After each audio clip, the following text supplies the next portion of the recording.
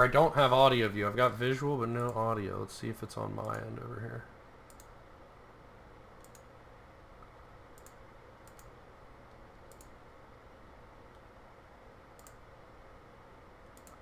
Do not mute him. Don't ever do that. Don't remove from meeting. We definitely don't want to do that either. No, so he shouldn't be muted on my end, I don't think. Can you hear me now? I can hear you now. Oh, look at me, man. I'm so good with technology. This is crazy. How's it going this morning? Oh, buddy, I am going. You're alive. I am alive. Yes, I have survived. That's great. That's great. Were you guys out partying for the for celebrating the ACR team pro? Yeah, partying on stream last night, man, buddy. I was talking to John, got up this morning, and he's like, "How are you up?" And I was like, I told Rand I would get on stream with him at 10 a.m., right? And then he just laughs at me. Dude, I really, really appreciate you coming on, man. I'm glad we could do this. Yeah, buddy, no doubt. What's going on with Bitcoin? Should I start panicking like John Party or what? I'm not panicking. I think it's, you got to be, I think that's one of these things where it's like you got to be diversified. If you're all in on Bitcoin, it hurts a lot to stomach it. And Mm-hmm. if you got other investments, you kind of look at it with that, like, maybe I buy a little more here. So I think that's kind Yeah. of how I'm looking at it. Just stay diversified, and we'll see what happens. If it goes to zero, it doesn't kill me.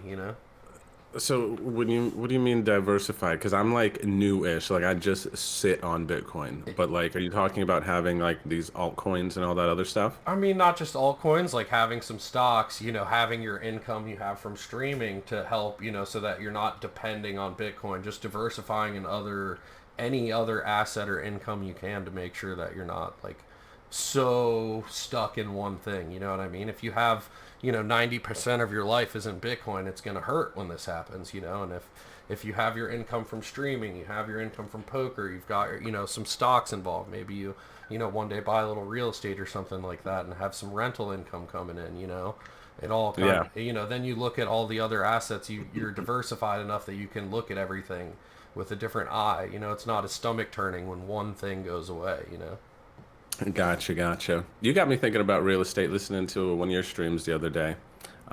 Forget what it was, but you've been in it for a minute and your mom is in it too or something, right? Yeah, when I moved back from Colorado, I got into real estate, and I quickly learned that I didn't want to be a part of like regular retail real estate, like selling my friends' homes and stuff like that, and I wanted to be on like the more wholesale investor side of things, and I just chased down the largest wholesalers in my city and got a job with them starting at the bottom and learned how to sell property, and then they taught me how to buy it, and I started investing in rental property. I got my mom a property. I got myself two during the last crash. I haven't bought one in a couple years. I've had property under contract to buy in the past year, but I never pulled the trigger. It's just too expensive, and now I'm kicking myself I didn't. Yeah. So hopefully in the future. But on to you. We got you here, BetonDrew. Well, I like how did and I really am truly excited for you guys, Party and yourself and Ebony Kenny, and like getting that full partnership. You guys are doing some amazing stuff. I love watching when I'm free at night, watching you guys play poker, and I wanted to learn more like about how did you get into this? Like where did you grow up, and how did poker come into your life? You know what I mean? Yeah. So I grew up in northeastern Pennsylvania, is where my parents are at now. It's actually about like 8 hours from me. It's the closest I've been to them since I kind of like left college and started doing my own thing. But I got into poker, buddy. I actually remember exactly when it happened. When I found out about poker, I was going to Shippensburg University. I was living with three other guys. Yeah, we had this, gosh, it was such a dude apartment, but I was in my room and I had a girlfriend at the time, and I was like, she was going to like another school, and I was like attached to my computer. I was that dude, you know what I mean? Yeah. With with my messenger, and what are you doing? oh, you just got a drink? Oh, that's cool. Like Yeah. dumb stuff. And I remember I walked out of my room, and then these guys were super funny guys too. I walked out of my room, and then I looked, and they're watching, and it was on the TV, Moneymaker, right? They were watching the Moneymaker thing, the old like classic WSOP production and stuff. Yeah. And then the one day I was like, oh, okay, what's that? I looked at it. I was like, you guys are idiots. What is this? What are you guys getting into now? And then, I would walk out like another day and they had it on again. And then like the next day I walk out and then they're playing it.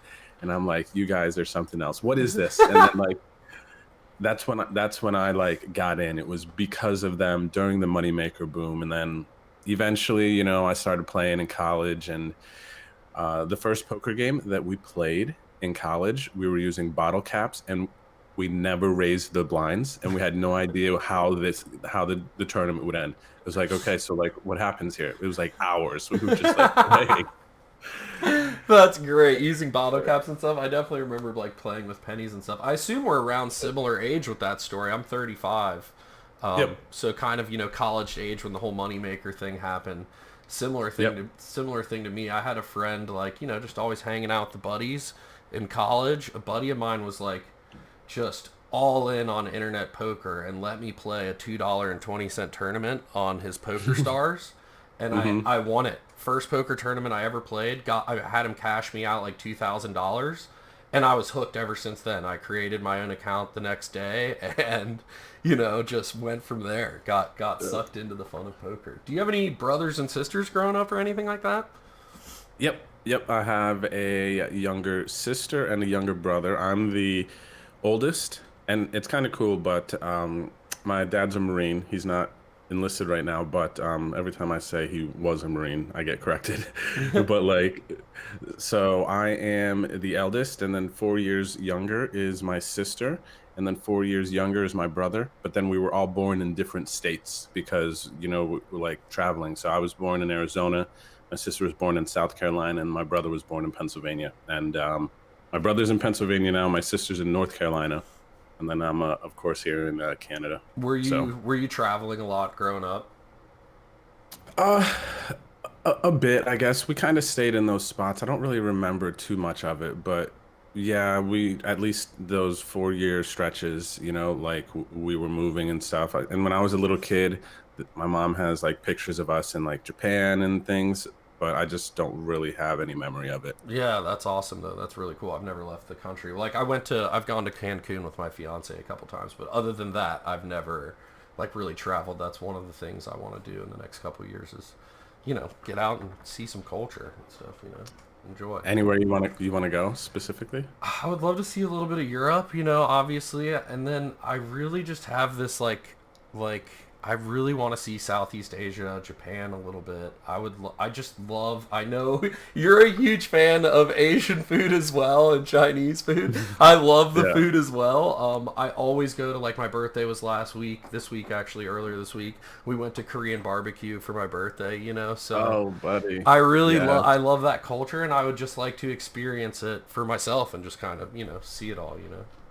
Me too, man. Me too. Yeah, that's sick. Does your family play poker or anything? Do they play poker with you now or anything like that when you're on holidays and seeing everybody? Or No, that would be cool, but that's not my family. My family doesn't really get the poker thing. Like when I think I was telling, man, I think I was telling my stream last night. I don't even know. But when the pro thing happened, I like messaged in this like family group chat and the text, and you could kind of tell like my dad doesn't know how to respond. Like, oh, is that good? Have to like try to say what it is. They just don't know. So yeah, nobody plays. My brother got into it, and he's maybe played. He might call it like Texas Hold'em. You know what I mean? So yeah, you kind of know how like new he is to it, but he has an idea. And my sister is kind of like just doing her thing. So they don't really know poker. It's definitely my thing. Actually, in my it was funny because my brother watched the video. He's like, "Your name's not Drew," and I was like, "Well, that's what everyone basically knows me as is Drew." So So what? Okay, so you wait. How did you? Okay, well now you're opening up a can of worms. How did we get to Drew? So We can't. Drew, yeah, so John, actually, I'm John as well, John. Huh?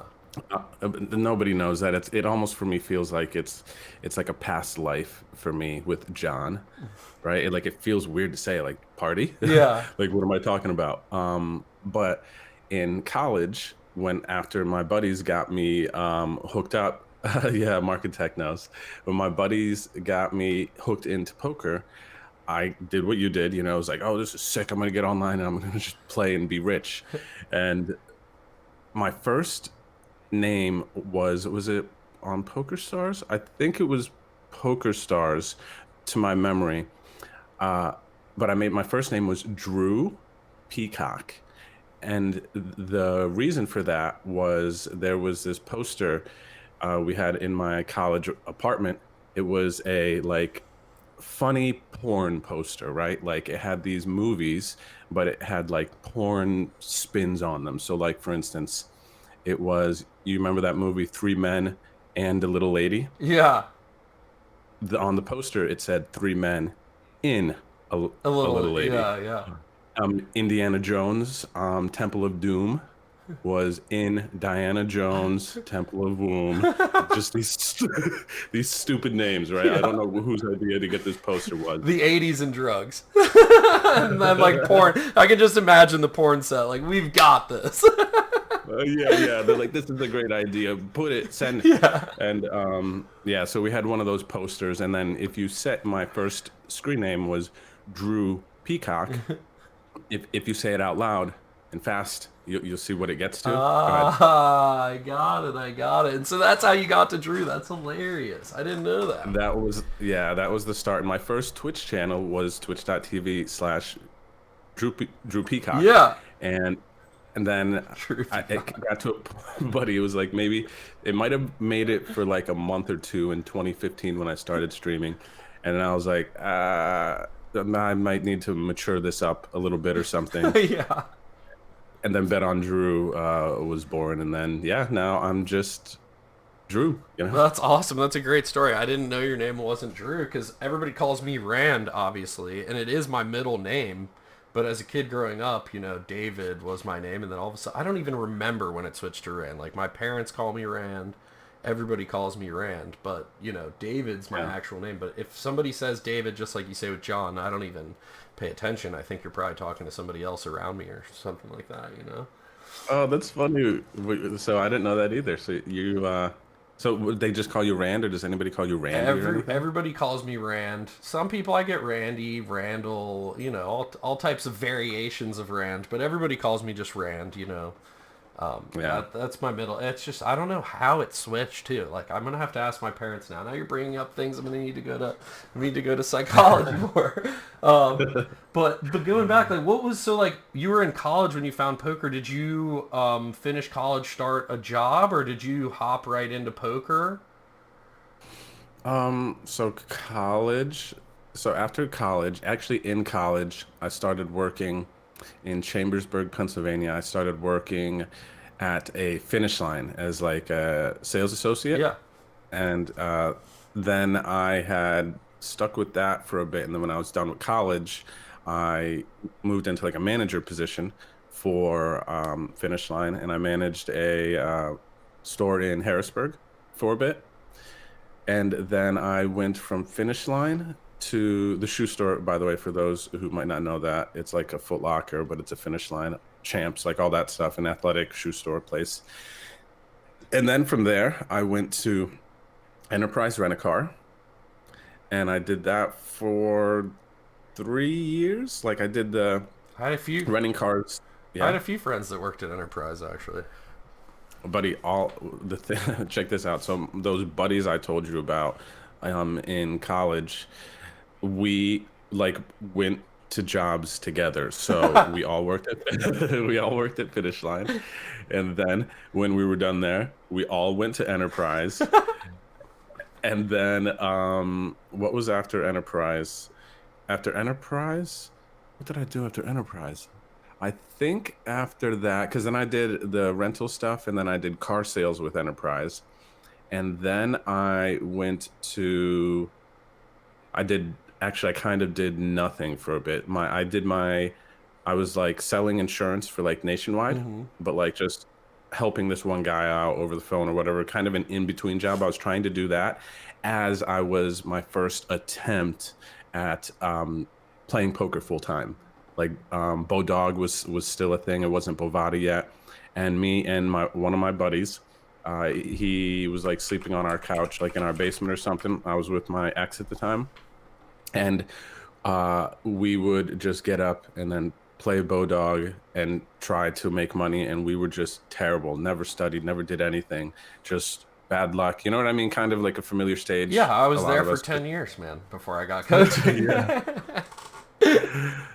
Like I did that. I didn't have a job. I just had this like side gig with Nationwide that I was just trying to make work. However, and then I was trying to play poker. Like it was my first attempt at like going full time ish with poker, and it was not even an attempt. I don't even want to say that. Yeah. How'd you find And then Twitch? Twitch was so I was actually after that didn't work, moved to North Carolina and I got a home healthcare recruiting job with this company, Maxim Healthcare, Hmm. private home healthcare thing, like staffing and recruiting nurses, CNAs. I did that. And that job, though, you would have to like take calls on call. People call out of shifts, 3 a.m. Oh, my nurse isn't coming. You got to like call people at like 3 a.m. to staff it and all Oh my this. God. I did that. And then that pushed me to quit that job and really pursue poker, and that was in 2010. And then I like started studying. I was like, this is my time. Like I'm gonna make it in poker. Like it's gonna be now. I'm gonna give it my all, my everything, and focus. And then that story is like here I am still.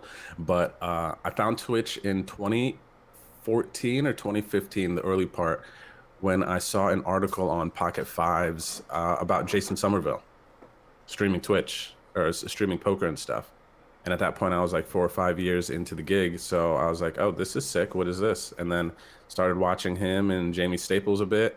And then I was like, I want to do this. And then I did. That's great, man. Yeah, same thing. I had a buddy. He's efficient. He's probably a mod in the chat. I don't know if he's here today, but same thing, man. I was playing a lot of online poker. At the time, I wasn't really studying enough, or anything like that. I didn't really believe in it. I don't know. I was stupid, young, and naive at the time. And my buddy showed me Jake Harver's stream, and I was like, "Oh my god, this is the most amazing thing to find in my life! Like, I have Yeah. to watch this." And then fired up a stream myself eventually. That's how I kind of found Twitch. And then like you make this progression, so you were putting in like so many hours on Twitch for a few years. I mean, until Thirst Lounge. Like, what was the grind like grinding up to Thirst Lounge, and then when that started, did you feel like, wow, we're really getting some traction here? Yeah, the grind was before being an affiliate was a thing on Twitch. You had to make it to partner to they didn't have like biddies in 2015, 2016, and not everybody could get subs, so you had to like grind to get to partner. And I was I got hooked up with the Stormers back in like 2015, 2016, right around when I started streaming. And that like helped me grow, and then I was kind of finding myself as a streamer. So yeah, super hard grind, like 50, 60 hour weeks streaming to get the numbers up and do all the things you need to do. And then we got partnered, and that was the big first push with grinding and everything, was to get to that point.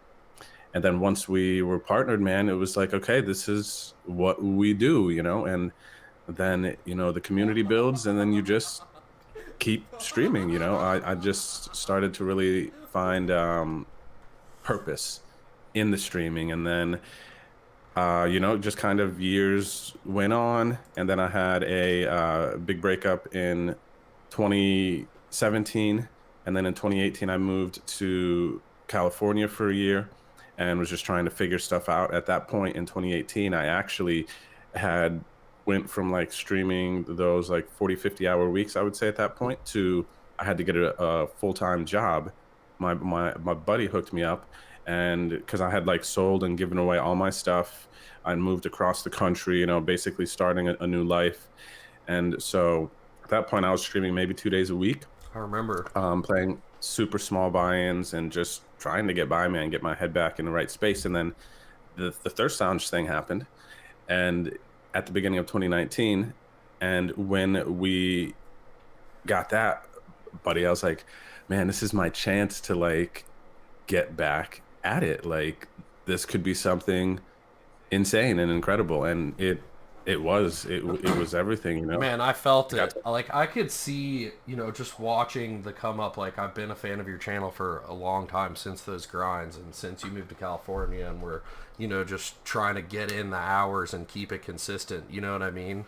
On the way to Thirst mhm. Lounge, and like when you made it on Thirst Lounge, in my mind, like I could see, I was like, damn, Drew's gonna take as much advantage of this opportunity as he possibly can. Like I remember telling people, I was like, I think Drew should be, if they do another season of this, I think he's going to become the host of the next season, because you could tell yourself, Party, and a few of the others in the group were giving it their all, and you could tell a few of the others in the group were kind of like, man, I made it here, you know what I mean? And like that was like, Mhm. to see you guys, I told this to Party, to see you guys like really push at it and take advantage of the situation was really cool and unique.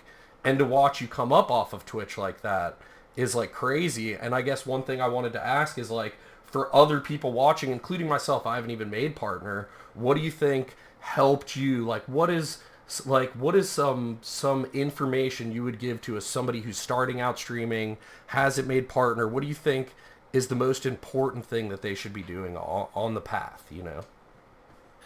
I think that consistency is massive in order to get partnered, because that's one of the big things that Twitch will look at they don't just want people to, pop on and, do streams and hit numbers for like a month. They want somebody who seems like they're committed to streaming, and they want to be there.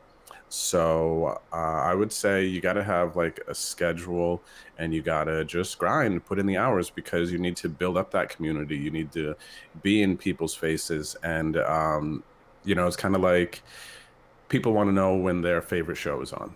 If it's just like kind of choppy, you don't get that momentum. Because when I had my partner push, at that point, I was streaming like 50, 60 hours a week. And I was streaming at the nighttime. I was streaming alongside Jay Smith. He and I both got partnered around the same time. And he was in California. I was on the East Coast. So, like, I would be streaming, and then he would kind of be carrying the other part. So there was kind of like a flow with him and I that I remember. Mm-hmm. And it's just consistency, like 5, 6 days a week, that him and I were going to be on. That was kind of going to be the flow. And, you be yourself. That's actually another thing. People, I think, can tell if you're having fun, making runs, like in poker specifically, but still, yeah, you kind of got to have like a, people can tell if you're enjoying what you're doing and having fun.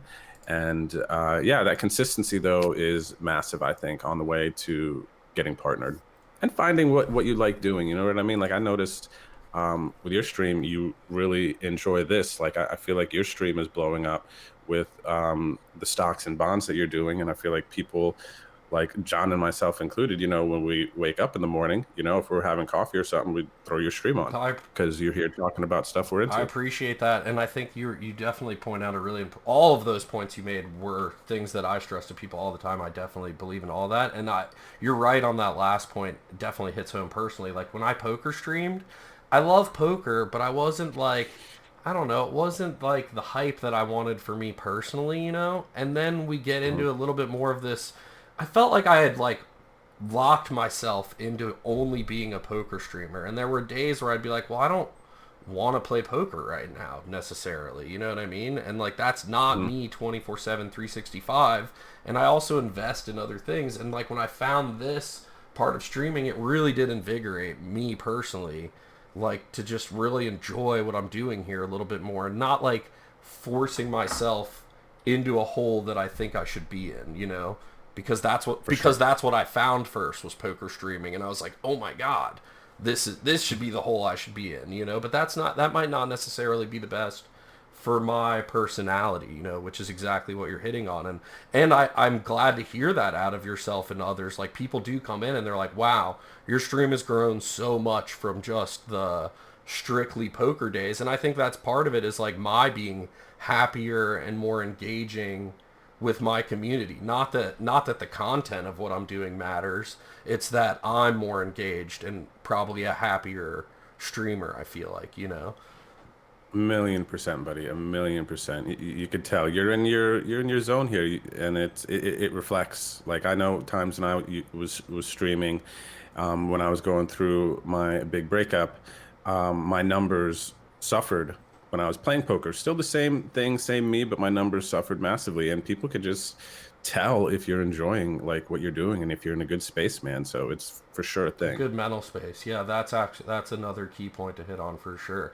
And when you hit on Thirst Lounge, when you guys all show up on Thirst Lounge, is it hype? Is it nervousness? Are you ready to grind? Meeting new people? Like what were you like coming into all the new people and all that? What was the feeling there? Buddy, I was so nervous going into it because I'm like looking at these nine other people and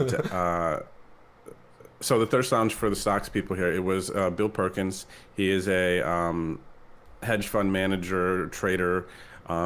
He's got a lot of money, you know what I mean? And he put out this competition or this video submission competition to like host his Twitch stream and create content for his brand, the Thirst Lounge. And then 10 of us went down and we signed contracts and stuff. And we were on the Virgin Islands streaming and just creating content. We got 20K bankrolls, and that's all we had to focus on. We didn't have to pay rent. We were in this like $3 million mansion staring off into the Caribbean.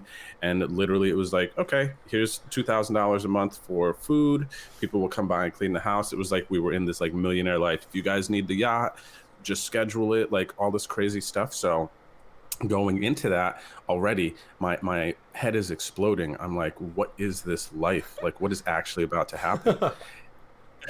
You know, and then I saw the other nine people, and it's like John Party, Big Brother Canada reality TV show winner, Adam Klein, Survivor TV show winner, Kelly Macon, and then I'm going down this list, and I'm like, who am I? Right? Oh man, I had all the confidence in the world in you. Buddy, I really appreciate that. And so I was so nervous going into it I because I'm bet I would be thinking too. that this is going to be some big like show. And then I didn't know who I was in 2018. I did, but I was like refining myself. So Mm-hmm. to have to step into that stage, like, okay, you're going to go live in this like $3 million mansion in the Caribbean and create content with these other big personalities. And I don't necessarily consider myself a big personality, but I learned a ton while in the Thirst Lounge, and I've definitely come into my own. I understand a lot more about being a personality. You know, I learned so much from Bill and just everybody else around there. So it was just nervous. The very first night, man, we get out of the plane.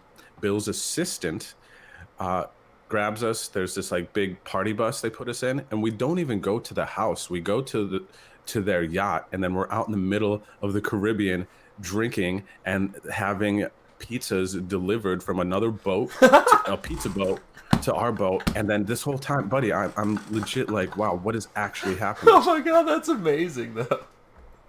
Yeah, it was insane, dude. So, yeah, man, super nervous, but going into it, I decided I'm just going to be me. I'm going to be the element of the show that is the online poker player, Twitch streamer. I'm just going to be me. I'm not going to try to be somebody I'm not, right? They have the big personalities, and I did have fears of like being overshadowed, but I was like, you know what?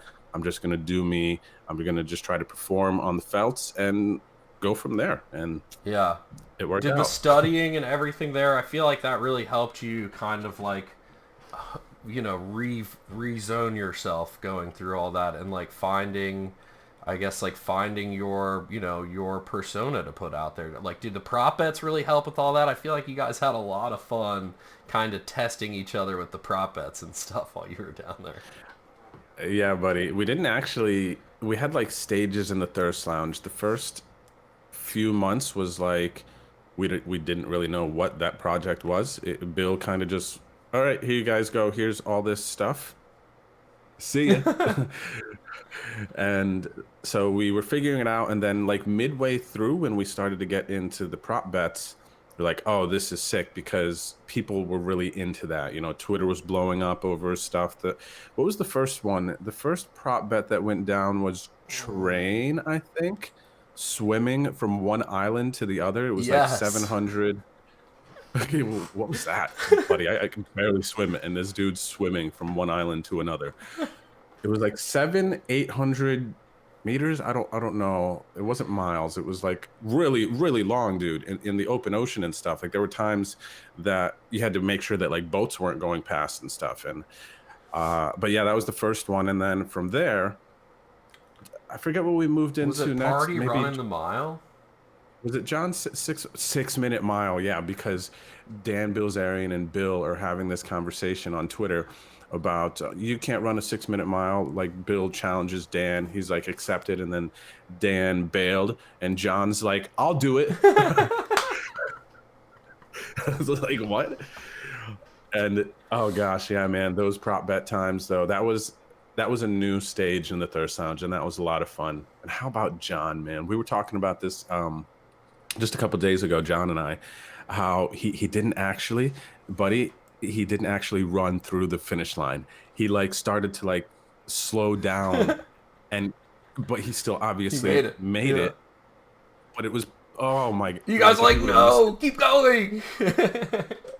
yeah, it was insane. Uh, yeah, those prop bets though, good memories, man, good memories. Absolutely. And like how did like all the just working together down there, yourself, John and Ebony, like how did the getting a stream house after work go for you? Like the comfortability of it, like you guys just really clicked while you were down there, huh? I would say, yeah, like there was a handful of us that, yeah, we all kind of clicked. We're all in the same spot. Island fever is for sure a thing. But yeah, there was only five of us that were there the majority of the time, pretty regularly. Mm-hmm. Myself, Artie, Maddie Forsyth, and then Brando was there, the producer, the manager.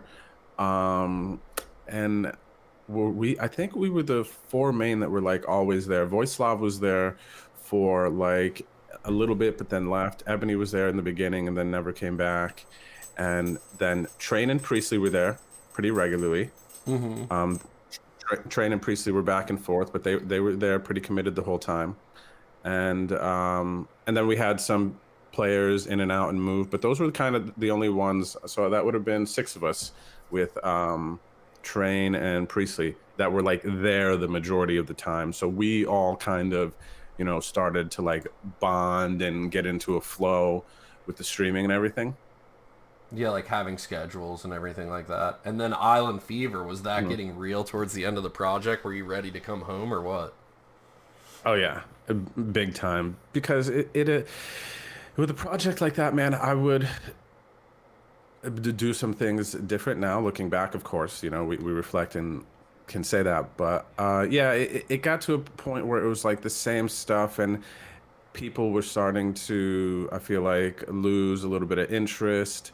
And then, you kind of can only like carry something like that for so long. And then you could just kind of feel people were getting a little bit tired towards the end. So we couldn't really do anything. We were like mostly, um, just in the mansion creating content, same thing over and over. It's not like we could go, there was like no McDonald's, there was like not stuff like that. There was a really good Chinese restaurant there though, I will tell you that. It was amazing, dude. It was so good. I could taste the sesame chicken in my mouth right now. That's great. Uh, So you were ready to but kind of yeah, get back, and then like what helped you make the decision? I guess going to Canada was just access to more poker sites to work with and things like that. Than sticking with coming back to mhm. America. Yeah, for sure. And John and I got really close, and in the summer when we were out in Vegas, got to meet Arlie, and he was kind of transitioning out of his place. So it was kind of like the three amigos. It was like, hey, you guys, want to do this? And John and I didn't have anywhere to live, so we were trying to figure that out. Like when we went to the Thirst Lounge, we had given up our apartments that we were staying in prior, so we were like all in on the Thirst Lounge. Like that That was it. was our home. Yeah. So we needed to like, yo, what are you doing, buddy? Like after this, and he's Canadian, and for me being an American, I for sure wanted to get out and play on some other sites because at this point, we had a lot of momentum and whatnot from the Thirst Lounge, and we really needed to try to get on these other sites, get in their faces, and be like, "Hey, what's up?" So John, Arlie, and I moved in at the end of 2019 together after running up Reno, and yeah, I then started like messaging sites and stuff like, "Yo, what's up? I'm back. Fresh out of the Thirst Lounge. We were still in it, but I sent messages to all the poker sites like, "Hey, I'm interested. Free agent. I'm out here." And then I just got back because 2019 I didn't stream on my channel like almost at all Right, from Thirst because I was Lounge.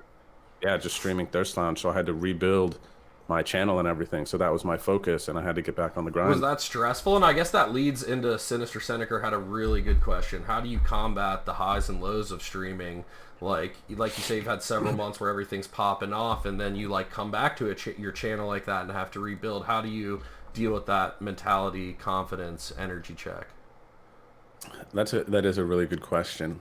Um, I feel like dealing with the highs and lows of streaming, it's very interesting. There's a lot of psychology in just everything, but you kind of have to, for me, with the highs and lows of streaming, I very quickly had to find purpose in what I was doing because I feel like there's going to be highs and lows in everything. Poker is a great example. Stocks are an incredible example of the highs and lows and the swings that you go on. Mm-hmm.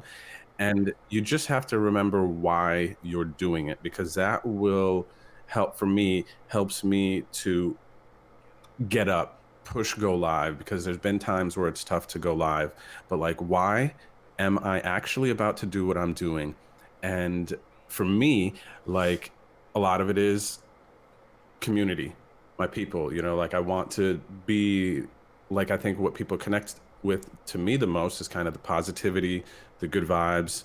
So I know from my experience when I was going through a tough time, I would turn on Dr. Disrespect stream, and for the time that I was watching his stream, I was laughing. I wasn't thinking about any other stuff in the world, and I was just able to like reset and like rejuvenate. So I knew how important streaming was when I found him and the purpose in it. So I believe that when I turn on my stream, I am giving something to people that they need, especially in a time like COVID times where people, were kind of stuck inside more than we have been in the past. So regardless of poker, stocks, streaming, the highs and lows, for me, I just remind myself why I'm doing what I'm doing, and that keeps my energy, my focus, my motivation like all on path and helps me to deal with the highs and lows of streaming. Absolutely, man. I feel that 100%. Like, I get up every morning so early now, and I'm just ready to press the start button and see everybody and, just to get to enjoying the day. Like, that's kind of what I was saying. Like, I feel like I enjoy the stream so much more now, and then that translates, like you're saying, into a more enjoyable stream for the viewers and just Mhm. everybody in general from it. For sure, 1,000,000%, 1,000,000%, and I love it now. And this is like I can't imagine honestly a scenario where I stop streaming. I'll be in I don't know, so I'll have a walker cane or something, and like I'll be hobbling off on breaks and stuff like that, whatever I'm doing, and I just I can't imagine not streaming. So it's like just it's my purpose. My life purpose is in streaming. I feel like. Especially with this year and COVID, like I could not imagine if I had been locked in my house this whole year without like the ability to communicate with everybody. Like it is definitely a magical time that you and I can just video conference from, two different countries right now and then broadcast that to hundreds of other people that can communicate with us. I think is wild to me. Like as a kid, this was never I was like rotary phoning it. Yeah. And so like when you look back on that, it's like pretty amazing the ability to even build these communities and like meet all the people we've been able to meet is pretty amazing, I feel like. It's insane. Yeah, it's very very cool. So it was like America's Card Room. Like I mean, I've talked to Phil. I think he's done an amazing job of really working with Twitch streamers and everything like that. And America's Card Room and the Stormers program, I say it all the time, is probably one of the best things that has allowed me to grow my stream and like put in the effort and tell my family and my fiance like, no, no, wait, a little bit of money does come in here. I'm not just gambling all day and not making any money to pay the bills. You know what I mean? Yeah, How did yeah. that like really help you and affect you coming up with the ACR Stormers and stuff like that? It was massive with the Stormers because it I had started to build my own community, but then with the Stormers program, kind of you have, and a lot too with America's Card Room is a special site, and I'm not just saying that because it is legit Americans poker stars. You know, it's the biggest online poker site that people can play on and get these big guarantees. For those of you who remember pre the Poker Black Friday, when Americans could still play on Poker Stars, Party Poker, Full Tilt, and everything, you know, I got a little taste of that.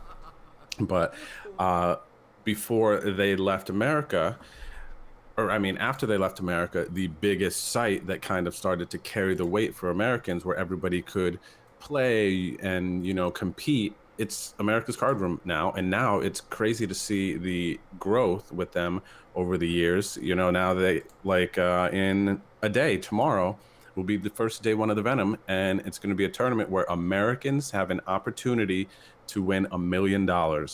And for a while, buddy, I can remember 2014, 15, like you couldn't even like get really like five-figure scores that often on ACR. There weren't higher buy-ins, like they were still kind of just getting going. And then I remember when they ran the first, it wasn't a Venom, their first $1 million guarantee. The like first three they ran did not I hit bubbled guarantee. the They were final table overlaying. for 10K. Buddy, I think I remember that. Live on stream, bubbled the final table for 10K. Yeah. But so you know how exciting it was as Americans to be able to, wow, like we can actually Oh, it was like amazing. have these like life-changing scores again, after like PokerStars and all that left. And so yeah, now to see where they've come, and the Stormers, the community that had, this is our site, this is where we play, this is where everybody knows, and you want to make that big run on America's Card Room, for the Americans. It's just like that competitive, that thrill of victory, like all of that stuff. That's where everyone gets it. So the Stormers community has kind of this snowball effect where everyone's here. It's like, oh, this is a Stormer. You're part of this bigger thing. So it was great for like growing and building a community. I think it's an awesome program with a lot of really really cool people in it that I'm friends with, a lot of them, and the program just continues to grow. So uh, It's opened yeah. up a lot of opportunity and networking. Definitely, like you said there at the end, a lot of definitely friendships have come. I've started talking with like groups and other streamers in the group that I Mhm. probably it would have been hard to find, and it gives us a reason to all kind of find each other in the Skype and a sense of community and growing with ACR. And I definitely, going back to what you said, it definitely hits home with like, yeah, after Black Friday and I was living out in Denver, I stopped playing online poker for a few years. I didn't play. I would only play live. And when a buddy showed me Mhm. America's Card Room, I was like, "Oh my god, I can play again!" It was Yeah, yeah. amazing to find America's Card Room again and play on there. And then like America's Card Room, I had my battles with it, but I think they've come an amazingly long way upgrading the site and security and everything like that. And I think the past couple years for America's Card Room has been so exciting to be a part of. Like the growth of it all has been really fun to watch, and watch the Stormer group grow with it and kind of battle all that time. Because there were times there during the Stormers where people were hating on the project, and now I love to watch it give a hand up to small streamers. Like I try to tell people all the Yep. time, like if you're a small poker streamer, please join the Stormers. It's a great way to get a little hand up and a little help, and I feel like it helps me, not ask my community to donate or subscribe for money. It gives me a way to bring in some income and some revenue to make this a purposeful stream without having to ask it from the community. I tell the community that all the time. The best thing you can do for somebody like yourself or Party or any of the other ACR Stormers or Team Pros is to just be a viewer and help with the viewership when you can. Yeah. It's the most Yep. important thing. I think Lupercon had a great question. The triple threat challenge. I didn't even have that on my list of questions. That was fun, and it was like a mini thirst lounge. Will it be coming back? Thoughts on that? That was a lot of fun, the triple threat challenge. So basically, for those who don't know, after the Thirst Lounge, John, myself, and Ebony, we were both in the Thirst Lounge, and then we had started developing connections with America's Card Room, and COVID happened, and we were talking, and it's like we kind of wanted to give back in a way. I remember an energy of like giving back, like wanting to do our own Thirst Lounge thing. Um, but how do you do that? We don't have bill money and stuff like that. And then COVID happened. It was like, okay, got an idea. Let's do this triple threat challenge. We will team up and we'll have 3 teams, give 2 people bankrolls, just like the Thirst Lounge gave us. We will provide resources, coaching, competition, and then of course we will use the streaming, and we'll just kind of have fun. It was kind of like a mini Thirst Lounge thing, but yeah, Leprechaun. So that's kind of how it was born. And then I'm kind of the 3, John's like our big personality. Ebony's a big personality too.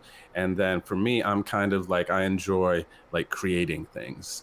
So I was like thinking, how can we do this? And that was a huge part. I really enjoy just like creating things sometimes. So putting together the challenge, thinking of the games we were going to play, the bankrolls, the dynamics, we did video interviews. People had to do the video submissions, Yeah, remember, I for turned people one in. to get on. Yeah, yeah. So it was a really fun process, and it was our Thirst Lounge.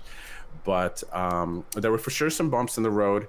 It's like anything else, just like the Thirst Lounge, you put 10 personalities together, there is not going to be smooth sailing. And in the triple threat at times, the triple threat, we had 3 teams, 6, 3. Wow, we had 10 people because then Brando came on to help us run it behind the scenes. So there was like 10 people in this chat, and we're having to like compete, and just some things that we thought would work didn't. We had to adjust. So yeah, there was definitely a bunch of bumps in the road. And if there will be another season, people ask that, and I think that there's a possibility. Like, I know it could happen.